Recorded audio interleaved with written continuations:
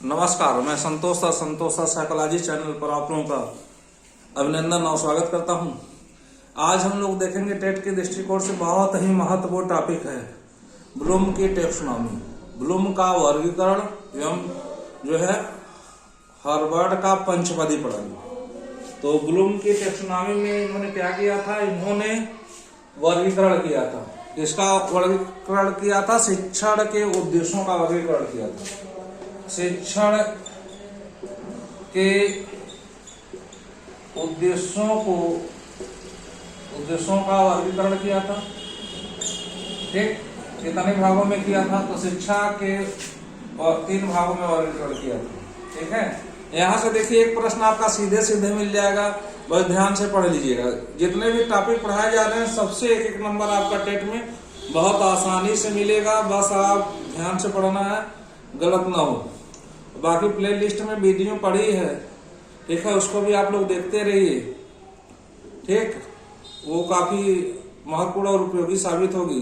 पहले का सब पढ़ा हुआ है, ठीक है, वो भी टेट के दृष्टिकोण से या सी टेट के दृष्टिकोण से, ठीक है, या सुपर टेट के दृष्टिकोण से, बाल मनोविज्ञान का जो पोर्शन आता है उसके दृष्टिकोण से बहुत ही महत्वपूर्ण है। ठीक, कभी कभी समय अभाव रहता है, समय का अभाव रहता है, इसलिए जो है कभी कभी जो है क्लास नहीं ले पाता हूँ, तो वहां से आप देख सकते हैं। तो देखते हैं, ब्लूम ने शिक्षण के उद्देश्यों को 3 भागों में विभाजित किया है।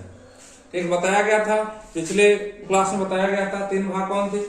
ज्ञानात्मक, भावात्मक और क्रियात्मक या मनोचालक। ज्ञानात्मक, अब याद रखिए कभी कभी पूछ लेता है कि ब्लूम के शिक्षण के उद्देश्यों में कौन एक नहीं है। तो अगर ज्ञानात्मक है, भावात्मक है, क्रियात्मक है, तीनों याद है या मनोचालक याद है, तो एक अगर कोई अन्य पूछता है तो आप समझ जाएंगे कि एक नहीं है। ठीक है, अब देखिए ज्ञानात्मक में, यह ज्ञानात्मक है, तो ज्ञानात्मक मतलब होता है ज्ञान होना। जब शिक्षण हम करते हैं तो हमारा उद्देश्य क्या होता है कि बच्चों को ज्ञान हो जाए। ठीक है, भावात्मक का मतलब क्या होता है कि उनको जो है उनके भावना में भर जाए।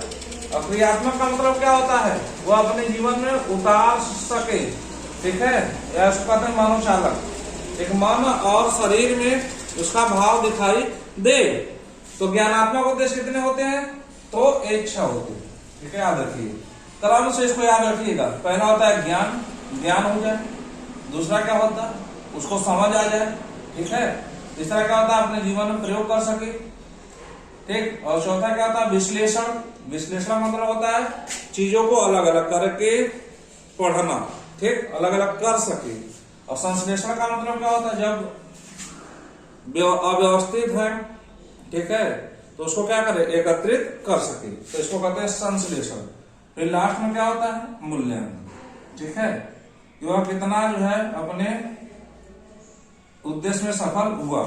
तो इसको क्रम से याद रखिएगा, क्योंकि पूछ देता है कभी कभी कौन जो है ज्ञानात्मक उद्देश्य है, पूछ देता है कि क्रम से सही बताइए। तो याद रखना आपको, पहला ज्ञान, फिर बोध, फिर प्रयोग, विश्लेषण, संश्लेषण, मूल्यांकन। एक कभी कभी जो है यहाँ से 3 उठा के दे देता है, एक और कुछ दे देता है, पूछता है कौन जो है ज्ञानात्मक उद्देश्य नहीं है। तो आपको 6 क्रम से याद रखना है। तो पहला क्या है? ज्ञान, फिर बोध, फिर प्रयोग, फिर विश्लेषण, फिर संश्लेषण, फिर मूल्यांकन। यहाँ पे गड़बड़ मत करिएगा विश्लेषण संश्लेषण में। ठीक है, कभी संश्लेषण ऊपर रहता है तो लोग सोचते हैं वही भूल जाते हैं, तो यहाँ गड़बड़ मत करिए।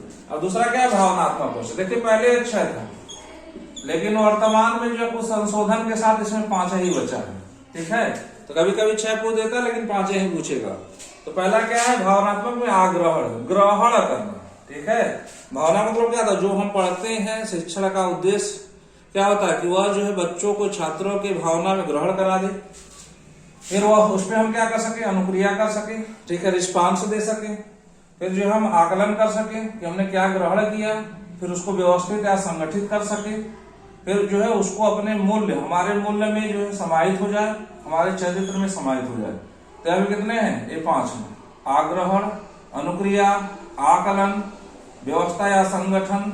ठीक है, अगला क्या है? मूल्य प्रणाली या चारित्रीकरण। इसको याद रखिएगा, इसको भी क्रम से याद रखिएगा। आग्रहण, अनुक्रिया, आकलन, व्यवस्था या संगठन, मूल्य प्रणाली या चारित्रीकरण। अगला क्रियात्मक या मनोचालक या साइकोमोटर कहते हैं। ठीक है, अपने भावना में जो है ये तो यहाँ हो गया, फिर अपने इसको अपने जीवन में उतार सके, ठीक है, कर सके। तो ये कितने हैं? ये भी शुरू में 6 थे, लेकिन वर्तमान में 5 का आयतन किया जाता है। पहला प्रत्यक्षीकरण, ठीक है, प्रत्यक्ष रूप से उस पर हम क्या कर सके, उसका अनुकरण कर सके, फिर उसको हम व्यवस्थित कर सके। देखिए यहाँ भी व्यवस्था है। अब देखिए कभी कभी पूछ देता है कि भावात्मक और क्रियात्मक पक्ष में क्या कॉमन है, तो यहाँ भी व्यवस्था है और यहाँ भी व्यवस्था है, तो ये दोनों कॉमन है। ठीक है, ये हो गया व्यवस्था, व्यवस्थित कर सके। फिर निर्देशात्मक क्रिया, छात्रों को इसमें निर्देश दिया जाता है कि ऐसा करना है, वैसा करना है। ठीक, कार्य प्रणाली क्या करते हैं, फिर कार्य प्रणाली का चयन करता है, ठीक है, क्रिया विधि को अपनाता है। ठीक, फिर उसके जो अनुभव जटिल होते अनुभव, उस अनुभव का सहारा लेके अपने जीवन में आगे बढ़ने का प्रयास करता है। ठीक, तो ये ब्लूम ने कब दिया था, तो बेंजामिन ब्लूम ने 1956 में दिया था। इसको ब्लूम के टेक्सोनॉमी के नाम से जाना जाता है। पूरे दुनिया में आज बहुत प्रसिद्ध है। ठीक है, दुनिया के किसी कोने में चले जाइए जहां शिक्षण प्रशिक्षण संस्थान है, जहां शिक्षकों को ट्रेनिंग दी जाती है, तो इसी को फॉलो किया जाता है। ठीक, ब्लूम ने शिक्षण के कितने उद्देश्य बताए? 3, ज्ञानात्मक, भावात्मक और क्रियात्मक या मनोचालक। ज्ञानात्मक कितने होते हैं? 6, ज्ञान, बोध, प्रयोग, विश्लेषण, संश्लेषण, ठीक है, और मूल्यांकन। भावात्मक कितने होते हैं? 5, आग्रहण, अनुक्रिया, आकलन, व्यवस्था, संगठन, मूल प्रणाली या चारित्रीकरण। ठीक है, क्रियात्मक या मनोचालक में कितने होते हैं? 5, प्रत्यक्षीकरण, व्यवस्था, निर्देशात्मक क्रिया, कार्यप्रणाली या क्रिया विधि, जटिल प्रत्यक्ष अनुभव। यहाँ से 1 नंबर आपको टेट में मिल जाएगा भाई, गड़बड़ मत करिएगा। एक अब हम यही और देख लेते हैं। ठीक है, हार्वर्ड की पंचपदी प्रणाली, पंचपदी प्रणाली या हार्वर्डी उपागम इसको कहते हैं, हार्वर्डी उपागम। हार्वर्ड की पंचपदी प्रणाली या हार्वर्डी उपागम कहते हैं।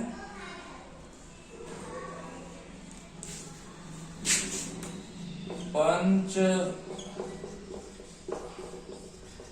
प्रणाली या हार्वर्डी उपागम कहते हैं। ठीक है, अब देखिए 1838 में यह भी जो है आज शिक्षण प्रशिक्षण के क्षेत्र में पूरे दुनिया में प्रसिद्ध है। इसी पे पूरी जो है लेसन प्लान निर्धारित रहती है। तो अब जो है इसका कंसेप्ट 1838 में किसने दिया था? तो हार्वर्ड महोदय ने दिया था।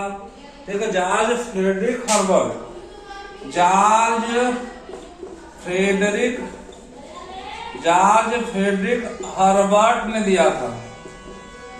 जॉर्ज फ्रेडरिक हार्वर्ड ने दिया था, 1838 में दिया था। ठीक है, और दैनिक पाठ योजना की शुरुआत, दैनिक पाठ योजना की शुरुआत या लेसन प्लान योजना की शुरुआत यहीं से होती है। ठीक है, और इसलिए जो है दैनिक पाठ योजना या लेसन प्लान का जनक किसे माना जाता है? तो लेसन प्लान का जनक माना जाता है हार्वर्ड महोदय। किसको माना जाता है? हार्वर्ड महोदय को। इसको याद रखिए, इसको याद रखिएगा आप लोग जो है। ठीक है, तो इसमें जो है 5 पद बताए थे। कितने पद हैं? 5 पद हैं। कौन कौन है? पहला है प्रस्तावना, दूसरा क्या है? प्रस्तुतिकरण, और जो है तीसरा क्या है? प्रस्तुतिकरण, तीसरा है तुलना, और चौथा है सामान्यीकरण, और 5वां है प्रयोग एवं अभ्यास, प्रयोग एवं अभ्यास। ठीक है, प्रयोग या अभ्यास। अब देखिए प्रस्तावना क्या होता है? प्रस्तावना आप जानते हैं, ठीक है, बालक के पूर्व ज्ञान से संबंधित होता है। ठीक है, एक होता है प्रस्तावना के प्रश्न, स्किल्स में भी है, तो यह बच्चों के पूर्व ज्ञान से संबंधित होता है। जब हम पाठ की शुरुआत करते हैं, ठीक है, तो जैसे अकबर के बारे में पढ़ाना है तो उसके पूर्व ज्ञान से संबंधित प्रश्न हम करेंगे, इससे कहते हैं प्रस्तावना के प्रश्न। जैसे पूछेंगे भारत में ठीक मुगल वंश का संस्थापक कौन था, तो आप बताएंगे बाबर। बाबर के कितने पुत्र थे? 4 पुत्र थे। चारों का नाम पूछेगा तो चारों का नाम बता देंगे। ठीक, फिर उसमें पूछेंगे कि उसका बड़ा पुत्र था हुमायूं, उसके पुत्र का क्या नाम था, जो भारतीय इतिहास में महान कहा जाता है। तो आ जाएंगे हम क्या, ठीक है, प्रस्तावना का हमारा प्रस्तावना निकल गया, हमारी टॉपिक निकल गई जो है, ठीक है, प्रकरण निकलवाना होता है तो बता देगा बच्चा कि अकबर। ठीक, तो यह पूर्व ज्ञान से संबंधित होता है, प्रस्तावना होता है पूर्व ज्ञान से संबंधित, उसके बाद फिर व्याख्या या प्रस्तुतिकरण, फिर टीचर पढ़ाने लगता है, अकबर के बारे में पढ़ा बताया, फिर किसी अन्य से तुलना करता है, जैसे अकबर की तुलना अशोक से कर दिया। ठीक, फिर प्रश्न करता है, देखता है कि हमने जो पढ़ाया वो सही है कि नहीं, तो इसको कहते हैं सामान्यीकरण। फिर जो अगर साइंस का विषय रहेगा तो प्रयोग कराएगा, नहीं तो बार बार अभ्यास करेगा। तो इसी सिस्टम के जो है आज पूरे विश्व में शिक्षण प्रक्रिया चल रही है। अब देखिए पंचपदी प्रणाली किसने दिया था? हार्वर्ड ने दिया था। ठीक, तो इसमें जो है कितने पद थे? 4 पद थे, इसको याद रखिएगा। जब 1838 में दिया था तो इसमें जो है 4 पद थे। ठीक, कौन कौन थे? ठीक, स्पष्टता का सिद्धांत, सहयोग का सिद्धांत, व्यवस्था का सिद्धांत, स्पष्टता का सिद्धांत,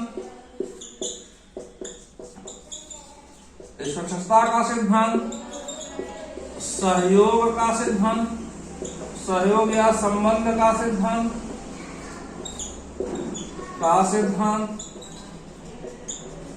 ठीक, और क्या था भाई? ठीक है, व्यवस्था का सिद्धांत, व्यवहारिक प्रयोग का सिद्धांत, व्यवस्था का सिद्धांत, और क्या था भाई?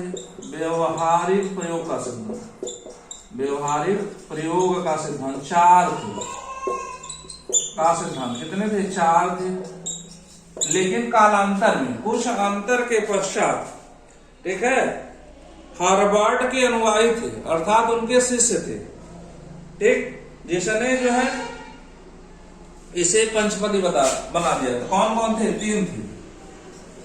जीलर थे, दूसरा कौन था? राइन था, जीलर थे, राइन था, ठीक, और हर्बर्ट स्पेंसर थे। तीसरा कौन था? हर्बर्ट स्पेंसर, ठीक है। देखिए दूसरे थे हर्बर्ट जॉर्ज फ्रेडरिक हर्बर्ट थे, ठीक है, ये दूसरे थे। हर्बर्ट स्पेंसर इनके जो है शिष्य थे। तो जीलर, राइन और हर्बर्ट स्पेंसर ने इसको क्या बना दिया? इसे पंचपदी बना दिया जो, ठीक है। लेकिन यह किसके नाम से जाना जाता था? यह किसके नाम से जाना जाता है? तो जॉर्ज फ्रेडरिक हर्बर्ट के नाम से ही जाना जाता है।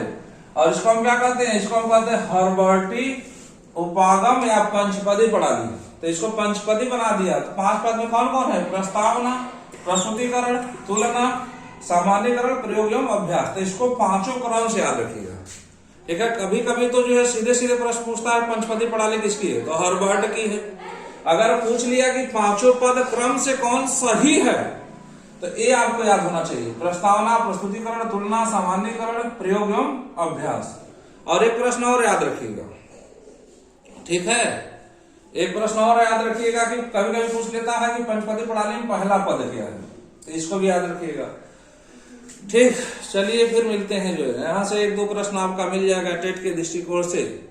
लेकिन समय अभाव के कारण कभी कभी क्लास नहीं ले पाता हूं, तो आप लोग जो है प्लेलिस्ट में जाकर वहां पे बहुत सी वीडियो पड़ी हुई है, एक एक टॉपिक वाइज, उसको पढ़ते रहा करिए। फिर समय मिलता रहेगा तो मैं भी अपना आके जो है आप लोगों को जो है बीच बीच में जो है पढ़ाता रहूंगा। Thank you so much.